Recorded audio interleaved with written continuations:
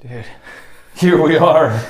like it's almost like I feel like a odd kind of a pressure, like a performance anxiety. We're on Are you like, getting a little nauseous? we're on like we're on the last video of the 42 days, and it's like, oh God, this one better be good. 'Cause it's Where's the dancing dogs in the background? like rainbows and shooting stars and aurora borealis or something, you know. It's got to be more like those Volkswagen commercials, you know? Yeah. The Darth Vader kid, and I want like that, you know, like spirits to appear behind us, like, hey, you know, hey guys, it works. nice job. Yeah. Oh my God.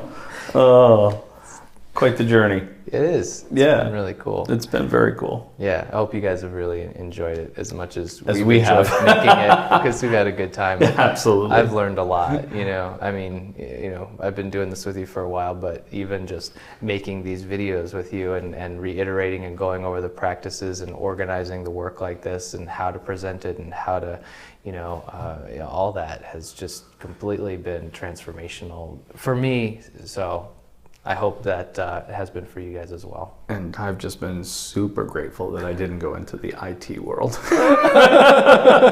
Yeah, I'm the tech guy, if you don't know that already. Oh my God. So, When I see all these windows popping up in his screen, I'm like, oh my God, you know, I'd rather unravel DNA. Yes. You know, this is way too complicated. Yeah, so I am the bridge to get this guy on the internet in front of all of you, so you are welcome. Oh, jeez. Just saying. It's amazing. I don't know how you do it. Crazy. So, all right. So, you know, basically capping it all off with sort of our foray into the elements, at least the beginning of that. Again, this is sort of what we've done, at least with these three, including this one, is sort of like the tip of the iceberg, right? So Of the elements. Of the elements, Yes. right. I mean, you know, I think I've expressed my opinion pretty strongly that I think this is one of those cornerstones of not only manifestation or creation of what you want in your life, but also in all magical practice or energetic practice. If it isn't grounded in the elements, you're kind of missing the boat. You know, so just my opinion again, but it's me. So anyway, so I just want to make it clear that you know what is the again, why are we using the elements as help or function for creating what you want in your life? Again, as I make these bridges between the element, the energetic element of whatever it is, fire, earth, water, air, and the bridge of the physical element linked to me, right, inside my body, my physical vessel, and using all those bridges in whatever capacity from the outside I like, and then activating them, making them bigger, and so that gives us more capacity, right? So it raises our capacity, and you brought up a good point that, like, okay, so how does that help us with the actual act of creation? Well, we've gone through many times. It's like with, you know, the senses, of course, you know, because those are sort of our, you know, ability to move through this territory in a good way, right? So if we can't see, we're not going to be here very long. Or, you know, if we were out in the wild, let's say in the old days, right? So you walk off a cliff, not so good. So you can't hear something, predator running up behind you, not so good. So all of these things, these sensory apparatus, are how we sort of maneuver and perceive our world. So again, when we link them to these elements and we build these elements up within us and the sensory organs that go with them, it gives us the capacity, or a larger capacity, to manifest, because it'll help us with the visualization. It gives us a better ability to visualize. It gives us a better ability to hear, to smell, to taste, to feel, right? So again, as that capacity grows, when we hold our want or our creation in our minds and add to it and make it stronger and more detailed, and as if we could just walk right into it, that's the idea. The elements will help us build that capacity to a higher level. When we're imagining the end result already complete and ourselves in that situation, Right. we can actually feel it better. We can actually hear what it's like to be there more clearly. Right. And of course, that also brings up the emotion, right? So it brings up the feeling, the sense of it, the feeling sense of it, so that, how are we grateful for it being right there? And that will cause it to sort of ground in our environment here, so to speak, right? So to earth it here. And also with that added benefit of, where else are we going to get more juice than directly from the source? Not even through the filters of the elements, but directly. And so that we come back to, again, the practice of the presence of God, right? So, but our capacity to have that energy flow through us is directly linked to how well the elements are balanced within us. So it serves two purposes really with that. And also all these other little side perks, right? Helping us in our physical bodies with, correcting ills or making ourselves better in one way or another. Allergies aren't going to kill you for the most part unless you have anaphylaxis or something. But, it's a pain in the ass, right? You're constantly stuffed up. You have seasonal allergies or allergies to pets or whatever. If you can correct those things over time, how much better is your life going to be just on a day-to-day basis? And so again, we see all of these levels of benefit from working with the elements. And just so... I did say something in the last one, and I just want to make sure that I touch on it because I didn't really say it in the last one about, thank you, Kira, for how, if there's, for some reason, you're not able to do these practices outside in the environment, which is always preferable, but if you can't, or, you have there's some reason that you can't, you can always utilize the same activity with just, let's say, smaller representations of the elements, in a room, in your room that you're working with, in your circle or whatever it is, right? So, so a candle fire, candle for the flame, for fire. It's still a direct sympathetic link to fire, right? It's fire. So physical fire, so with air is a little tricky, it's like you could do anything from sort of having, I've seen some pretty, I don't want to call them ingenious, but just some things that, like an undulating fan, so that's on a low speed, so you're just sort of getting this breeze that's going back and forth. And so again, moving the air, or having the air move. You could be in your room, if you're in a room with windows, open the windows so that you have sort of this fresh air and breeze going around you. That's perfectly fine. Another way in the old schools that they would do it was that they would represent the air with a feather, in this case, so being representative of something that lives in the air. So, and light as a feather, or that it, when it's in the air, it wafts down. So it's sort of like the air supporting it. So they made that sort of correspondence with it.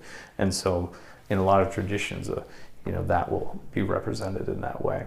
So, but and also, so water's simple, right? It's like a nice clear glass of water or a bowl of water, that's fine. Something that you can actually, see the water and connect with, that's fine. And earth, I usually like a stone from my property or something like that. It doesn't have to be anything fancy. I tend to like the more common, so, the more plain and common the stone, right, the better. So, the rough stone becomes the foundation stone, right? So it's like, the one that's left behind is the one that actually helps you gain that access and that connection with the earth. So again, and you don't have to carry in a boulder, right? It's like a simple stone that fits in your hand will be perfectly fine. Something that calls out to you, that's fine. Anything will do. So I'm making that connection with that being the representative of, and actually even beyond that, as you get more and more accustomed to doing that practice, it's not just a representative, but it is that element. It's just an aspect manifest of that element. So you're talking directly to, or you're engaging directly with that element.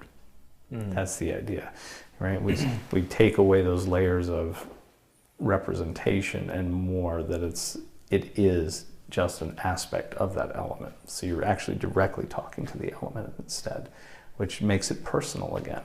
You know, you're talking to the, you know, even though it's a little stone, you're talking to an aspect of that element. Even though it's just a candle flame, it's still, you're talking to fire, you know, or engaging in that exercise with fire personally. Which is again just an aspect of The one. Infinite intelligence.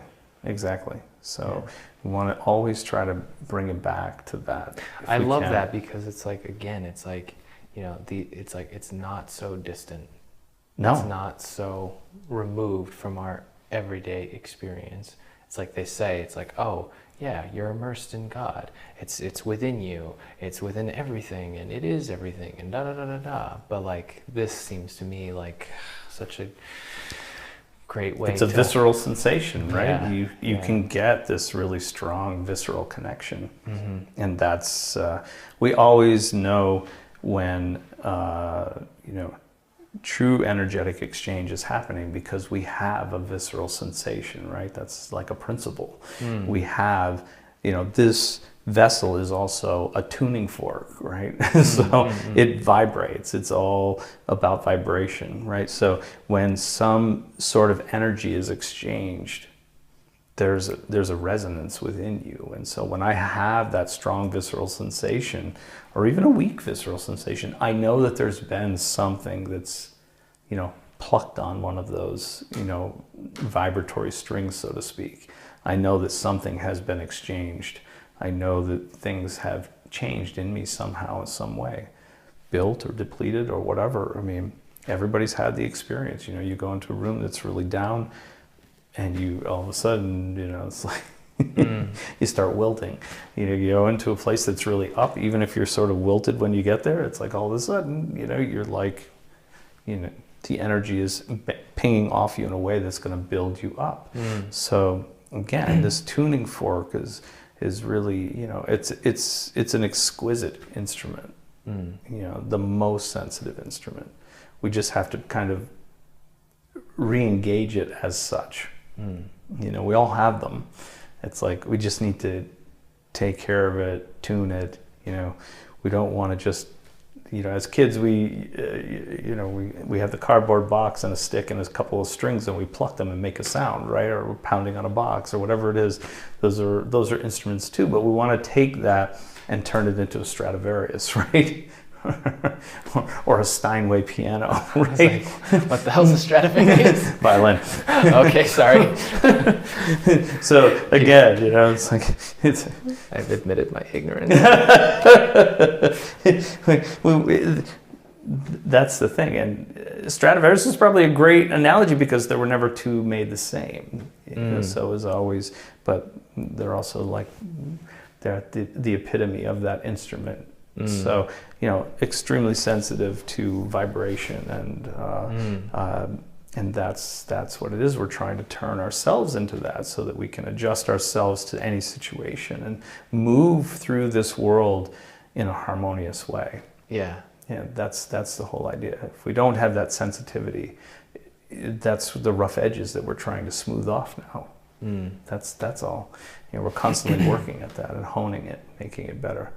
You know, we don't want to make it too sensitive too soon, right? Because then you know, the impact alone will cause us to sort of be depleted.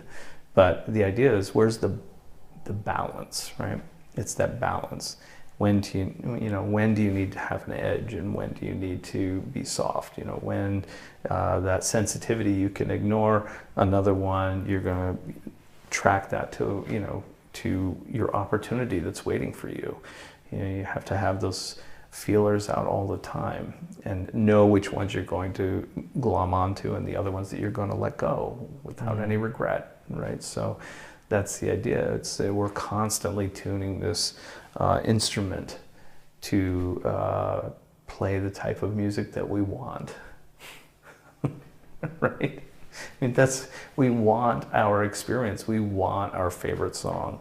We're composing our masterpiece, but first we've got to build the instrument, and then we've got to learn to play it, and then we've got to, practice until we get, really good at it, and beyond good at it. We have to master it.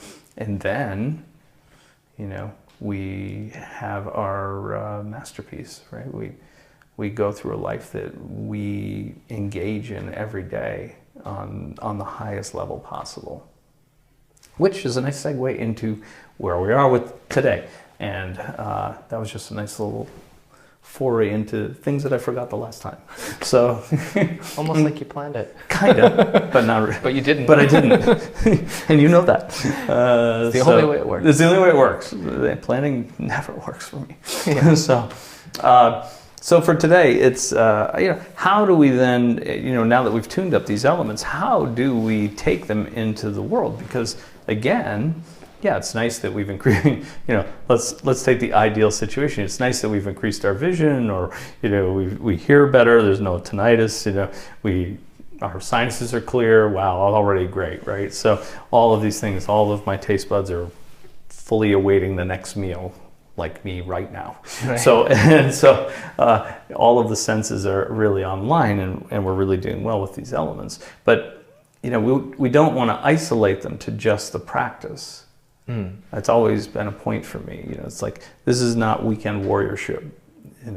It's like, and it's not just isolating it to my practice time. How do I then take that into the world? How do I walk through this world engaged in those practices? How do I transfer them through, again, for my benefit in my experience, and also for the benefit of those around me? I think that's so important, and again, makes such a feedback loop of just exquisite gifts, both that you're giving out and getting in return from that. I mean, that really is a harmonious way of moving through this world, and you have flow on a regular basis, so it's really all about that sort of smooth movement through that lithe kind of cat-like movement through your environment, and nothing seems to slow them down, but they're never in a rush either. They always seem to be at this sort of nice pace, They can spring, and at the same time they can slink, and they can just collapse over on their sides and just sort of sprawl out and take a nap. So it's like everything seems to just perfectly flow for them. And I often think about that and say, okay, how can my day be like that? How can I have the proper response for each thing that comes up for me, and not overdo it and not underdo it, right? I want to have just the right amount of touch to everything, perfect touch for all of those things. So again, using the elements as a base, I'm looking at, where is my inspiration for the day? It's like making up that idea of like, what's my day going to be like when I wake up? I'm just sort of laying there for a minute and saying, okay, here's how my day is going to go. And even though I just said I don't plan, I do my plan ahead of time, as far as like not what's it going to entail, not the details, but it's basically, how am I going to present, what's my inspiration for putting my feet on the floor, and what am I going to do for the day? How is that going to go? And how am I going to inspire others at the same time? How am I going to bring that fire element into somebody else's life today? Is it going to be by being a role model? Is it going to be by offering, an inspirational, hello, or a compliment in some way? Especially for those people that maybe, don't get that often, or maybe they don't know that you even notice them, or whatever it is. It's like, this is, again, making another feedback loop. We're becoming like what we want to receive from. We're giving the way we want to receive. We have all of these things that we've been doing to try to connect with the source, the one, through the elements, through these practices and all of that. But we're asking and we're doing in order to receive something that we want. Well, try giving in the way that you want to receive. It's not like somebody's out there begging for inspiration or begging for a compliment, right? It's like we're just looking as we go through our day and seeing the opportunities arise in front of us. And it's like, isn't it so much nicer when like somebody out of the blue just offers you a compliment? I mean, it's sort of like, it's, you know, you're for me anyway, it's sort of, you know, I'm kind of like, I gotta, you know, shake my head a little bit and, wow, thank you. You know, it's like, it makes you feel great, right? It's not like mom who compliments you every time you come home, or says, oh, you need to eat more. You know, you look too skinny. You know, so it's, you know, when it comes from something that's not really attached to anything else, it's, you know, these things, you know, they build you up. They light that fire within you, right? It's like, you know, you feel yourself being puffed up in a way, like, wow, that's great. I feel proud of that, or that's really humbling or really nice. And so again, that person's going to go off and they're probably going to do the same thing, or at least for the next few moments, let's say worst case scenario, for the next few moments, they're going to feel great. And as they're feeling great, whatever they do is going to have that bit of energetic touch to it. And so whatever that touch is along the path is going to also have that sort of glimmer to it. And that's going to keep going, keep going, keep going. Imagine if everyone was doing that at the same time, you know, how different your environment, even your local environment, would be. All right. So these are all the things. So with the fire element, I'm always looking for those places to inspire, or, you know, in any way that I can. Again, with the air element, that mentality part, you know, am I thinking clearly? How am I doing with that? You know, you know, what am I going to do today? How am I going to make things both effective and efficient? You know, so, and can I help somebody else with a comment, or help them with a problem that they might be going through, or offer again some help in that capacity? You know, and how am I also building my own mentality? You know, what am I doing today to increase my understanding of the world that I live in, or whatever's going on? And not the news, not that kind of stuff. You know, it's like, what am I doing to increase my capacity in whatever my profession is, or you know, just maybe even undertaking something new, right? Learning guitar, learning to play violin, whatever, you know, it's like learning to do algebra correctly, you know, it's like anything that helps to stimulate that, I'm bringing that into my daily existence. And so, again, helping to seal that deal with that element and kind of constantly sort of touching on it through the day, whatever capacity that is. I mean, we're talking a minute. It doesn't have to be something, you know, extreme, right? Learning a new language. Great, you know, learn a new word every day. I mean, I've got a ton of programs on my phone that just, you know, it's like, oh, learn this Hebrew word today. You know, it's like, here's the word of the day, learn it, and so, or whatever, you know, and many of those, you know, so that it's constantly changing and getting me, you know, into that mode, using my brain, using my mentality to sort of enhance that element within me. Right?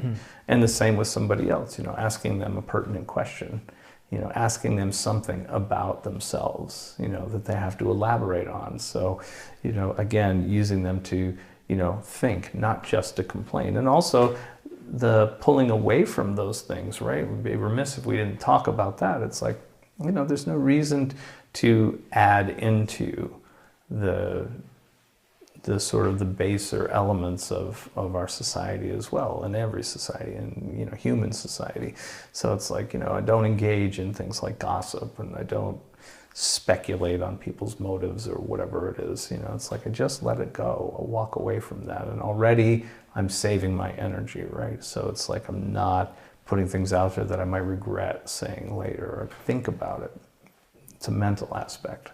And also, you know, reserving your energy for those things that you need. And you'll see that you're less fatigued when you get home at the end of the day. You know, with the water element or the emotions, you know, how do I bring that into play and during the day? it's pretty simple, you know. It's like, am I pretty even keeled? Am I, you know, can I, you know, really engage in humor or compassion, or, you know, can I do that through the day? I mean, you don't have to do them all every day. It's just the idea. Can I really be engaged with my emotional aspect? Is it balanced? You know, if I, you know, can I also be introspective and quiet? You know, can I be more reserved? You know, whatever those things. If you're usually the boisterous, you know, nobody can talk over you. You know, it's like, you know, can you tamp it down? You know, where's the balance there? You know, so again, you know, how do I bring, you know, a balanced emotional aspect so that I'm really trying to enhance that element in my daily existence, right? How am I engaging in things at home? You know, how am I, you know, all these things with my kids, with my wife, with whatever, my brothers and sisters, or my parents, you know, and my friends and my community, you know, where, you know, how am I engaging in that? And is it balanced in those respects? And how can I do it better if I need to? You know, is it, am I being more aware of it at that time? And can I, you know, sort of promise myself the next day, if I fell flat, I'm going to do better at that. I'm going to make that a priority. I'm going to do this better. And so, again, enhancing that capacity. And with Earth, you know, what am I doing physically? You know, am I exercising? You know, am I over-exercising? You know, am I, you know, what am I eating? What am I, you know, all of those healthful aspects, the physical part of my existence, you know, am I getting enough rest? You know, how do I bring that into my day? You know, am I helping somebody that needs help physically? You know, am I, again, sort of paying it forward in that respect? You know, again, you know, if I'm asking for something physical, you know, am I not trying to, if I'm trying to communicate with something that's going to give me something, manifest something, create something physical for me in my environment, shouldn't I try to be more like that? Like only speaks to like, right? So if I'm asking for compassion and those types of things, and I see that somebody has a need, you know, am I not offering that? And if I can do it anonymously, even better, right? That's one of those things that makes it even, you know, multifold, you know, as far as the amount of impact that it has. Because it's like they don't even know who did that for them, you know. So it gives them faith in that something other has, you know, compassion for them and is helping them out when they don't even know what. But that may connect them back to that source, right? So give them just what they need at that time when they needed it. So, you know, we can be these things, and it's a great way to sort of stimulate and build these elements in our lives on a daily basis. It's a great practice. Again, you know, we have that idea again of attenuation, right? Where we do something, you know, you strike a bell, and then it rings for a certain amount of time, and the sound dissipates over time, right? It's attenuating, it's dissipating over time. Doesn't mean that it stops, it just means it goes out of range of where you can hear it, right? So, but that energetic vibration keeps going, right? But the idea is, you know, if it's, let's say the bell rings, or you strike the bell and you can hear it for 60 seconds, at the end of 60 seconds, I'm ringing it again. And then at the end of 60 seconds, I'm ringing it again, if it's always the same, right? So, but that means that tone is continuous through your day, right?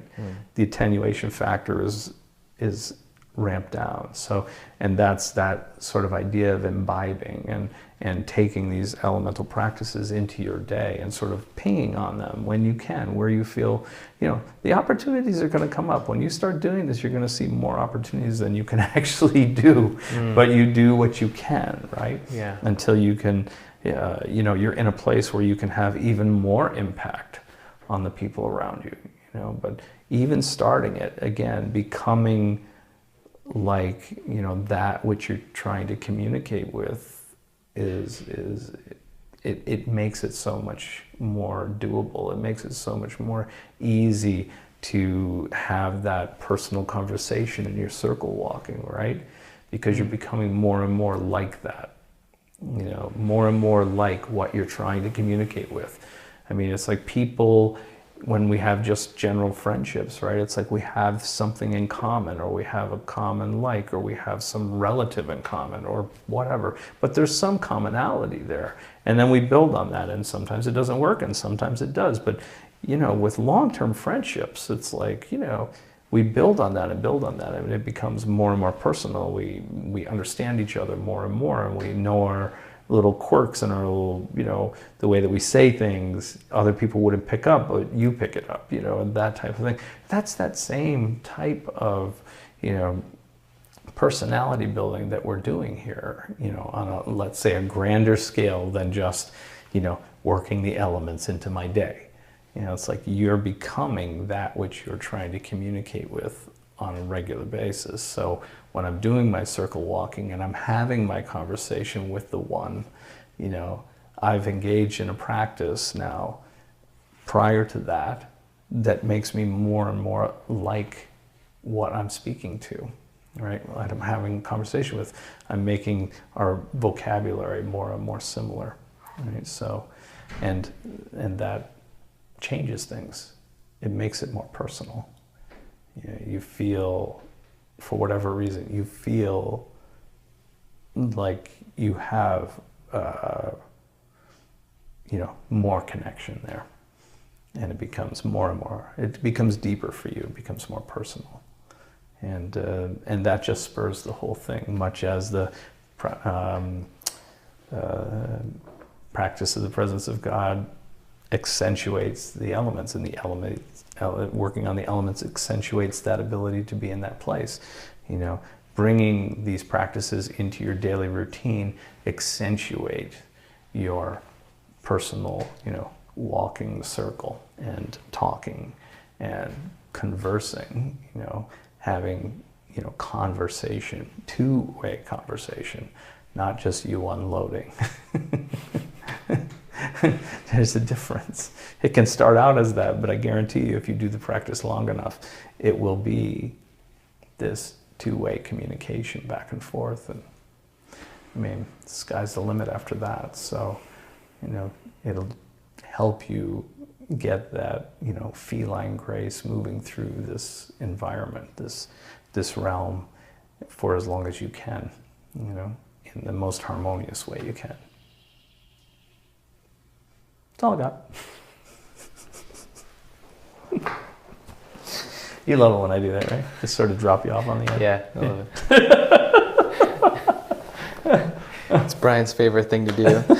Sound super profound and then say, That's it. That's it. That's all I got. That's all I got for you. Cool.